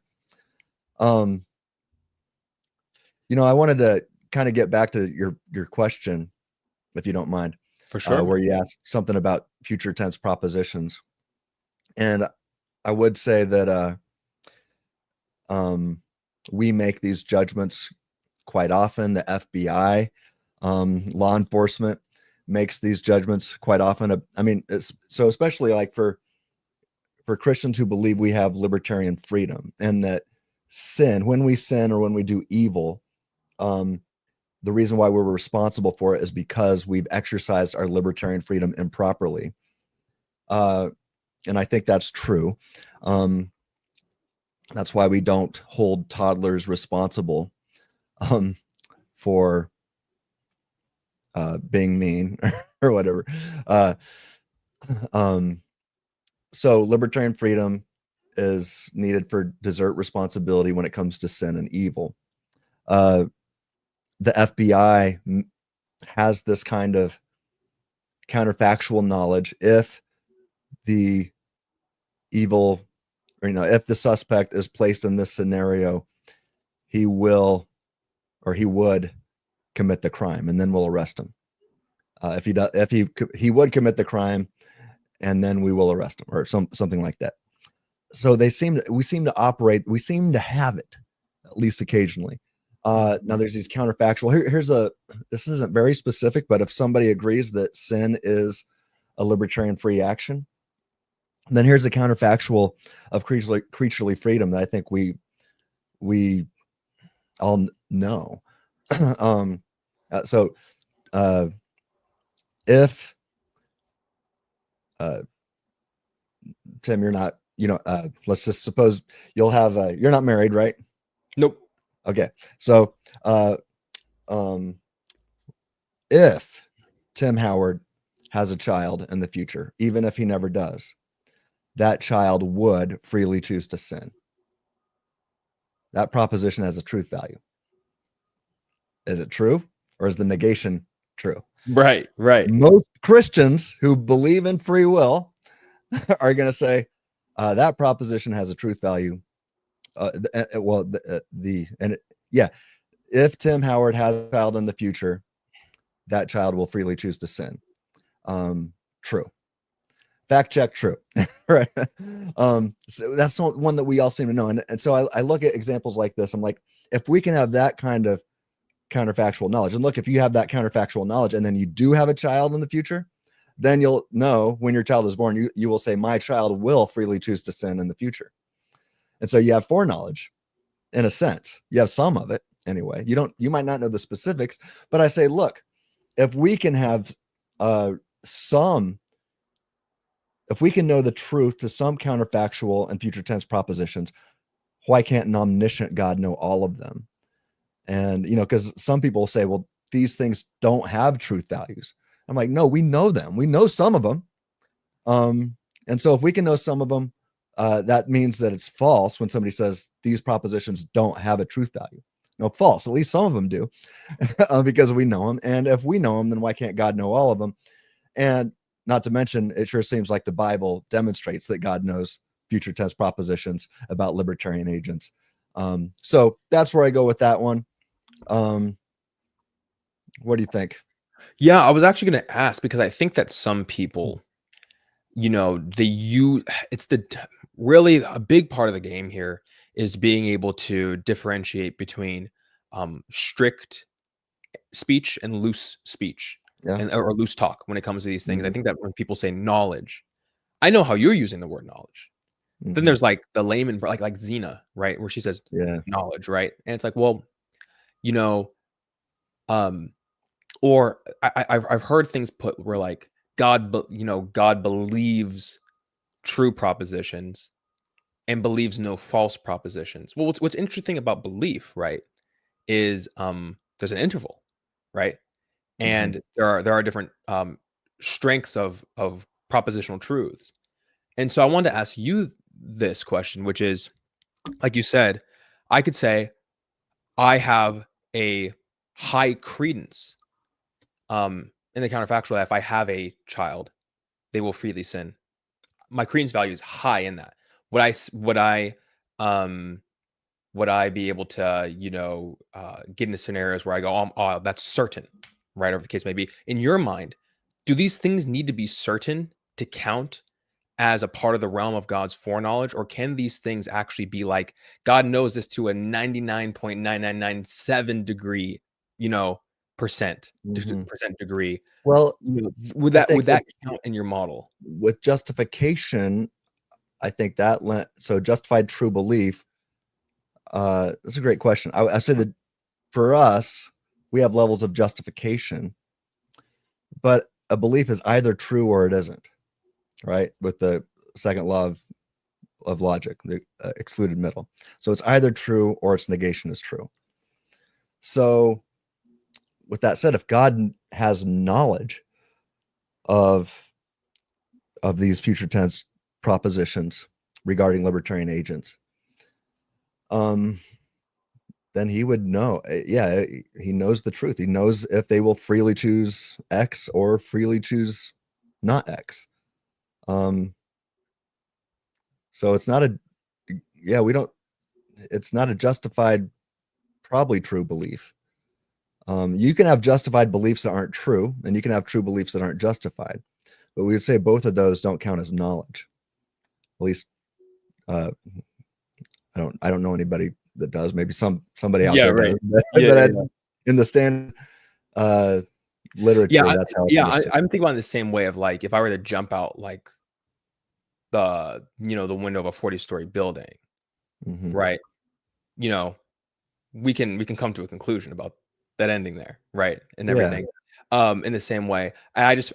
Some people might be like, "Oh yeah, like totally." And then some people might say, um, but could we have certainty in that scenario? Because someone could bring in like some random scenario of like, but then this happens to be one of those situations where some anomaly takes place, and it prevents, the normal course of things or whatever the case may be. Yeah. I'm trying to see how many people we can get on the bridge of seeing this. That's kind of the point Mhm. there, because you can explain to some people in this way, and some people might say, "Oh, well, then I can put in these random scenarios." Kind of like it's very similar to Matrix or Brain in a Vat type thought Yeah. experiments, where it's like, "Oh, well, I'm having this experience. I'm talking to you." They're like, "Yeah, but how do you know that's not an experience that's being simulated? You're some organoid AI or something like this." Mhm. I was going to ask, like, do we need to entertain those scenarios to be able to say, no, this is actually going to be the case? Because I feel like, you see what I'm saying? Well, yeah, so it's possible that uh we're in the matrix and we don't really have bodies. Hmm. Um right? That is possible. I've seen the Matrix. I can conceive of that. Um so but then the question really comes down to, all right, so that's a metaphysical belief. Um Ultimately, look, there's Christians I know. I have a couple friends, one who's currently going after his PhD in philosophy, one who has his master's degree um, in philosophy from Iola, in philosophy. And these guys are idealists who don't believe the physical universe really exists in the way that we think it does, anyway. So that it would be like a matrix kind of thing. Um, and there's also atheists who think that. But these two that I've got in mind are actually Christians who think that. And I've talked to both of them quite a bit. And I see why they're persuaded that the physical universe doesn't really exist. It uh, that their arguments have not moved me. They've moved me closer to that middle line, that 50-yard line, so to speak, but not past it. So I still, if push comes to shove, I'm betting that the physical universe exists. The bottom line, are we the kinds of beings, if our bodies and brains exist or not? Are we the kinds of beings who can infer truth about metaphysical reality? That's the question. And Yep. so if you believe that you're a brain in a vat, possible, but if you're a brain in a vat and all of your beliefs are being determined by an untrustworthy mad scientist who determines you to not get metaphysics right all the time, maybe never, uh, Hmm. or at Hmm. least even sometimes gets it wrong, Hmm. then how do you know which of your metaphysical beliefs are true and which are false? And how can you trust your belief that you've come to the conclusion that you really are a brain in the vat? So really it comes down to, That's have good. you I been like this. I like this. It's good. yeah, it comes down to this. Have you been created? This is why Christianity shines here. Have you been created on purpose and for the specific purpose to be able to gain metaphysical and theological knowledge of ultimate reality? Um, if you've been created on purpose and for that specific purpose, and your creator wants you to know the truth and desires you to know the truth and desires all people to know the truth, which is what the Bible says, word for word, right? If that's true, then we stand in a position to trust that we can reason together to gain truth about ultimate reality. But if you have a position that undercuts that foundation, then have fun doing metaphysics. You can't gain knowledge in metaphysics. In fact, I had a debate with just less than a couple years ago now with Alex Malpass, great philosopher, great thinker. Oh yeah, Alex Moffat. Yeah. Yeah. And we debated on the Unbelievable Show. And I love this guy. And I told him that his blogs that he had written opposing some of the things that I have written actually really helped me tighten up my views. But I was able to show him at the end of the day that if you're not I said that he is a metaphysician, a good one. I'm like, you do metaphysics. You operate on the assumption that you have metaphysical knowledge. But then I showed him hey, but if atheism is true, then you weren't created on purpose and for the specific purpose of being able to gain knowledge about metaphysical reality. And on your view, mindless stuff that knows nothing about metaphysics, What was because his he was response? arguing against libertarian freedom and for determinism. And I said, well, if Oh, that's the case, then mindless stuff that knows nothing about metaphysics and doesn't care if you do either determines your views on metaphysics. And finally, he backed up and said, towards the end of the debate, we had some miscommunication for a while, which was frustrating when we finally got on the same page together. awesome. And which, it turned out really, I thought really, really well, because then he said, well, just because you need libertarian freedom to think isn't incompatible with atheism. And I said, but would we expect it? I said, on Christianity, we expect to have it. We would have it. And God has intelligently designed us and fine-tuned us in his image so that if we're careful thinkers, then we have the power to infer truth about metaphysical reality. But on atheism, you weren't created on purpose or for a specific purpose to gain knowledge about metaphysical reality. And so you have, even if we were to say that not everything is determined by mindless stuff, you still have some undercutting defeaters there. And again, we would expect it on Christianity. We wouldn't expect it. It would be a crazy surprise if we had it on atheism, I think. And I think that, one of the things here, and then we can wrap it up here. I think that one of the I think an unspoken strategy that's done there is we can talk about the language of prior probabilities for a second, right? Or we can even talk about like an intrinsic probability, and this is simply going to be the probability of a proposition without taking into account any evidence in favor of it or the likelihood. And when we talk about that, someone might say, well, maybe like if my foundation of reality is like a quantum field or a quantum foam, it has the resources to eventually produce creatures like that. Let's just grant that, and they say so. There's a non-zero libertarian free thinkers. Is that what you're saying? Yeah. So let's just say that. Yeah. Let's just grant for a second that there's a non-zero prior probability. But you're talking about, okay, great, you have the resources, so it makes it possible. But that's just a non-zero prior probability. Yeah. When we analyze the data, well, then what happens? Well, then Christianity can not only check off the box of, well, the resources are there to produce these creatures, but also, and then you have all the other boxes you can check off to probabilify those kinds of creatures, which is, it's like, like you can, what is it? I can look outside and I can see a bunch of wooden planks and fence building material. And so I have the resources to build a fence. So it's possible for a fence to be built. But without the people coming through, picking up the stuff, putting the tools, like it's a probability is very low that fence is going to be built. But the resources are there. I see the kind of the same kind of explanation. Possible. Yeah. Possibilities come cheap. Yeah. What do we expect on these different views? Yeah. And that's the probabilities there that you refer to. You said that, and I did tell you that I had really 90 minutes, but given that the title here is responding to the hardest anti-Christian arguments, I don't really think we've done too much of that. I'm willing to give you some more time if you want to do some rapid fire and put me in, at least how would you quickly answer these things? And I can also point to other resources if we need to for the sake of time, or we can end it. It's up your show.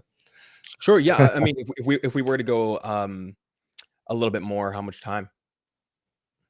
I don't know, another 20 minutes. Okay, let me see. Actually, or if you'd like, I can come back in the future and do something along those lines. But I just want to be fair to you. Yeah, no, absolutely. No, I actually think this is great, because I think that the foreknowledge stuff and showing, I think that anybody watching this would see that you have given arguments in favor of the compatibility of these things. And it is an anti-Christian argument. Hey, if we can take out the essential property of omniscience, then we don't have a Christian God, right? Yeah. So it's really, really hard to make sense of the God revealed in Scripture. yeah, We're going to say yeah, that God doesn't know the truth value about, or the truth value to future tense propositions about libertarian agents. Have fun making sense of Scripture, and I don't see at that point how you can be a consistent Bible believing Christian. absolutely.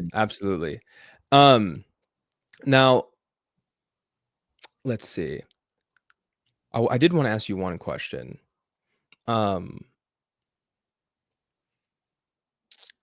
what would you say to somebody? Oh yeah, this is the question. What would you say to somebody who would say, "Well, I hold to what is it called, like a three valued logic, where you have the undefined category, right? And they're gonna try to make a move against your um the law of excluded middle Mm-hmm. move there. What would you say to that? Well, the first thing I'd say is, well, give me an example of a proposition that, or a clear and definable proposition. I saw recently somebody say minotaurs like the color blue, true or false, and I'm like, well, that's an incoherent proposition. Unless you're talking about the minotaurs in Narnia, then we'd have to ask C.S. Lewis, what's the case, right? Or you could say, if minotaurs existed, then they would Mm, prefer the color mhm, blue over other colors, and then that proposition would be true or false. And since they don't actually exist, I don't know the truth value to that, but that doesn't mean there isn't a truth value to it. And I would say God would know if he created minotaurs, if they would, but now that's not even a free will choice, probably. I don't think that we have free will on everything. And so preferring the color blue might not be something that we freely choose. But let me back up before I don't answer your question. I would ask the person who says that, I'd say, well, give me an example of a clear proposition where I can ask you what these words actually mean, and tell me if it avoids the law of excluded middle, and why. So what do you think that person would say to me and would answer, or how he would answer there? okay, run that back, that last part. All right. So you start out being that skeptic. Okay, Ask me cool. the question. Okay. Awesome. Yeah, so, well, I hold the three valued logic. Mm-hmm. So I think that it would just be the undefined category. So how would you respond to that? Doesn't that defeat Yeah. your whole argument?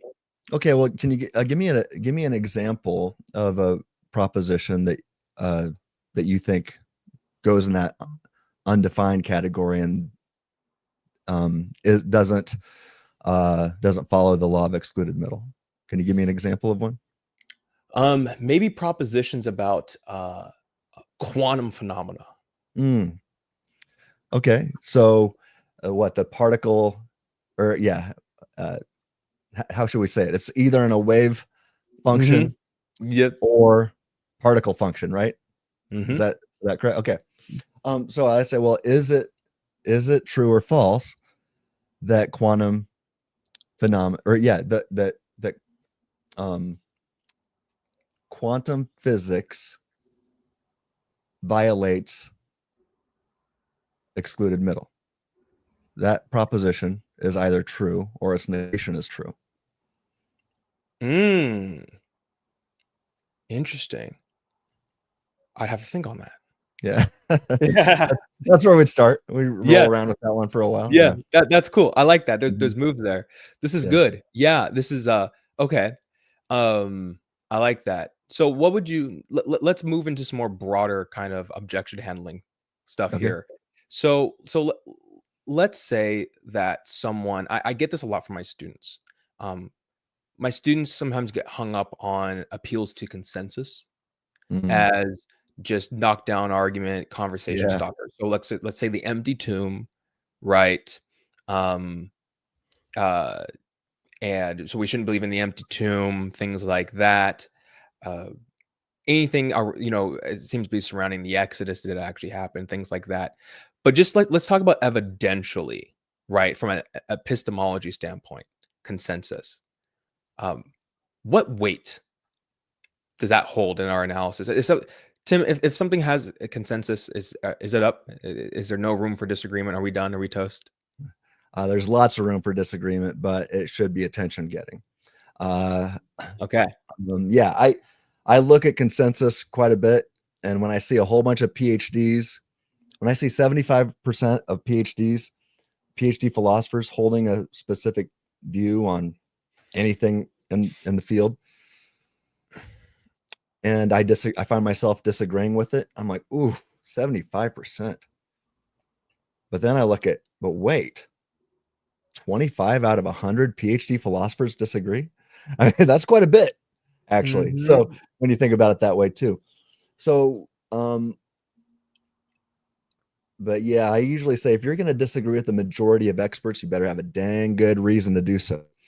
And so there are times when I find myself, I mean, I've said that William Lane Craig and J.P. Moreland, those two guys are my philosophical and theological heroes who have inspired me more than anybody else. I've got many heroes in the field, but those guys have been, they take the top two. But I also found myself disagreeing with those two on different things. I wrote a paper with J.P. Moreland, and we actually did have a little bit of a disagreement and a footnote on quantum physics. He believes that quantum physics is completely deterministic, and I'm willing to say it might be indeterministic. I think we're both, we're not dogmatic on it, but we both had, and I think in the paper I think he typed out that and said we hold that it's deterministic. I'm like, well, technically, I don't affirm that like JP does, but I've had disagreements with Dr. Craig. We both agree that the B theory of time is false, but I have argued that if the B theory of time is true, libertarian freedom is incompatible with that if it's understood in a physical block static universe like that. If idealism is true, all bets are off. But if it's a real static physical block universe, then I argue no, libertarian freedom, the kind worth wanting, is not compatible with that. And he disagrees with me. I actually found myself in an impromptu debate 11 years ago with Dr. Craig on that topic live in front of a whole bunch of Reasonable Faith chapter directors. Wow. Crazy. Yeah. Crazy. And he and I, when we see each other, we still will talk about that because I still disagree with him on that. But it's hardly anything do we disagree on. I think he's right on most things, but every once in a while I find myself saying, I disagree with Dr. Craig. Now, I'm not appealing to the majority or the consensus there, but I am appealing to the authority, and so I say whenever somebody finds himself disagreeing with Dr. Craig, they're probably wrong. Yeah, but then right. I find myself disagreeing with Dr. Craig on a couple things. And so that really puts me in a position of like, I need to work extra hard on this to see if I can continue to disagree with them. And I said, convince me, show me where I'm wrong, and sometimes my beliefs change, sometimes they don't. But man, if I find myself disagreeing with the authority or the consensus, it's an attention. I say it causes pause, but appealing to the majority or the authority, majority or authority, and saying therefore it's what they believe is true, that's a logical fallacy, right? And so we cannot do that. But I say, yeah, it's attention getting. It should make us rethink, go back and examine how you got to your beliefs that is opposing the majority or the authority. And if you still find yourself disagreeing with the majority or authority, and you know exactly why you do, you're on solid ground. And so be a proud minority view holder, so yeah. Well, yeah, I there's a name for this when it comes to the literature surrounding when absence of evidence is evidence of absence. And there's one view, I forget what the view is called. It was juxtaposing or comparing and contrasting the probabilistic view, which would just be putting it in modus tollens, if this proposition is true, then we would expect this, right? We don't see that, so then its proposition is not true. That'd be one example.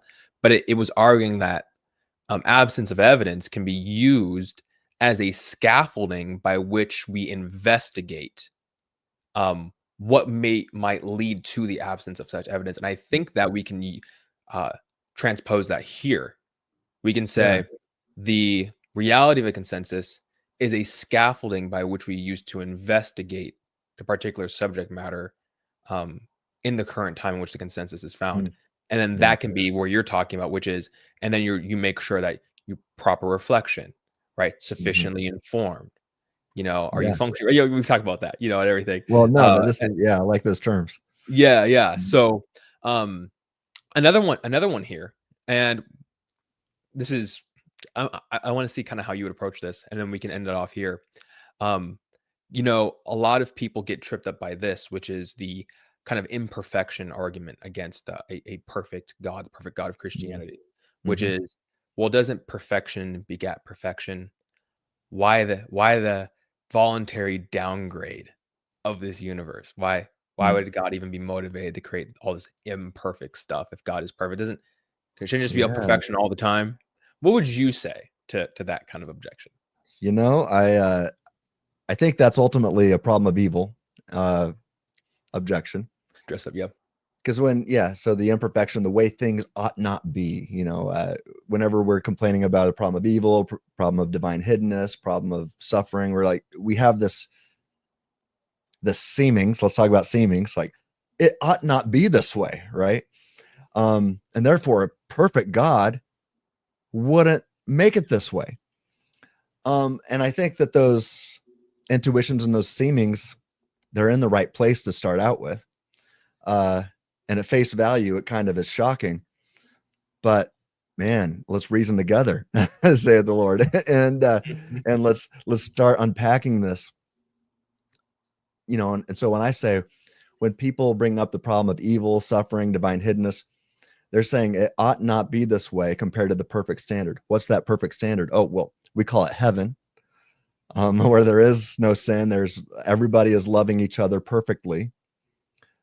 There is no divine hiddenness, and things are the way they ought to be, right? So, but then why is this world not heaven, is what they're asking. Yeah, there's a problem. It's called the problem of heaven, yeah. Yeah, right.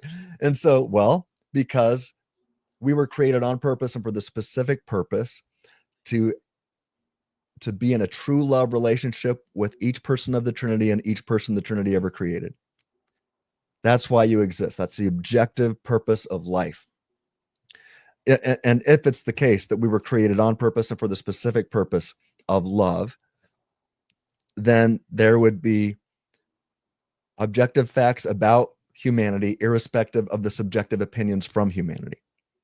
Right. So this starts to give us our foundation for objective moral values. It's the reality of the situation. We were created on purpose and for the specific purpose to love. And so when we correspond to reality, to the purpose of our existence, that is true no matter what humans think, then we hit the mark. And when we don't correspond to reality, we miss the mark, and that's what sin means. So let me back up. We're created for the objective purpose of love, but as I've argued in a book here called Human Freedom, Divine Knowledge, and Mere Molinism, second edition is coming out soon, just finished it.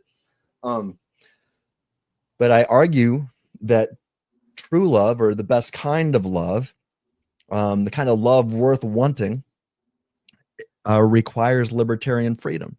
So God has to, if he creates us on purpose and for the specific purpose to love each other into the infinite future, then he has to truly give us libertarian freedom, the freedom to choose to enter, or the freedom to reject his love or not.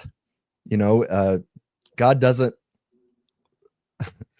drug us, nor does he give us irresistible grace against our wills, right? He invites us. He loves us. He gives us grace, and he invites us to love him in return. He loved us first, right? So So God created us on purpose and for the specific purpose to love. Because he gave us, or because that's the objective purpose of life, he has to give us libertarian freedom, because apart from that, it's not true love. It's just like a relationship with ChatGPT. Yep. That's the best you're going to get. You're a relationship with a robot. And God doesn't want a relationship with a robot. He wants a relationship with a being who can truly love him and enjoy his love in return. So God gives us libertarian freedom. But with that libertarian freedom, if it's really free and not just a word game, then we can freely choose to use the same power that he gave us so that we can love in a backwards manner. And that's when evil comes into the mix. And so that's easy to remember, because love spelled backwards is evil. Not the best speller, but you'll never forget it. So the same power that allows you to love is the same power that allows you to do evil. With that said, in that book I just showed you, and in this book called Faith Examined, I write a chapter on this. And let me put my glasses on, and I'll read a little deductive argument here. So let's, pardon me? I said good. Yeah. Okay. So I talk about divine hiddenness in here and other problems of evil, but let's see. Here it is. All right. Premise 1. If God is omnibenevolent, say perfectly loving, loves everybody, desires everybody to flourish into the eternal future. All right. Premise 1. If God is omnibenevolent, then he desires genuine loving intimacy with humans. Premise 2. If God desires genuine loving intimacy with humans, then he would create humans with libertarian freedom, because 2.1, genuine loving intimacy between God and humans necessarily requires that humans possess libertarian freedom. Premise 3. If God creates humans with libertarian freedom, then he must allow humans to experience suffering, because 3.1, suffering results from the choices of libertarian free humans, and 3.2, God created a world in which he knew that unless he permitted all kinds of evil, some would not freely choose to eternally preserve the suffering-free state of affairs in the new heavens and the new earth. See 2 Corinthians 4:17. 4, God is omnibenevolent. Conclusion 5, therefore, God allows humans to experience all kinds of suffering. So we see here that libertarian freedom is required so that humans can love in return. Also, we see that suffering results from the choices of libertarian free humans. See Hitler's choices. His free decisions led to horrible suffering and evil. But also based on 2 Corinthians 4:17, where Paul says these light momentary afflictions prepare us for an eternal weight of glory. Right? God is saying, or Paul is saying here in God's word, that all of this pain, evil, and suffering, he gives a whole long list of it. And he calls it that all these afflictions prepare us for eternity. He's the first one to say no pain, no gain. And you think about it. I mean, here I write again, God created a world, because he's perfect in knowledge, in which he knew that unless he permitted all kinds of evil, right? Moral evil, gratuitous evil, at least seemingly gratuitous, natural evil, divine hiddenness evil, right? All of these things, the way things ought not be, unless he permitted all kinds of evil, some would not freely choose to eternally preserve the suffering-free state of affairs in the new heavens and the new earth. And you think about this. All right, Paul's saying no pain, no gain. And so that it's a blessing to go through this suffering. And anybody that spends a little bit of time in the gym, in the weight room, understands this. For sure. But think of Adam and Eve, Satan, and a third of all the angels, arguably. They were created in a suffering-free state, where only flourishing would happen, where God is not hidden, in a state of perfection. Yet they all took it for granted and wrecked it. But Tim, you're much younger than me. I've experienced a lot of suffering at my age, but have you experienced any suffering? Oh yeah. Yeah, I mean, different kinds, physical, emotional. Yeah, right? all the kinds. Yeah, all kinds. And guess what? I hate to tell you this, but it's gonna get worse. Yeah. You know, newsflash to everybody out there. Yeah. life is pain, right? Yep. Tell me Yep. this. Tell me this, Tim.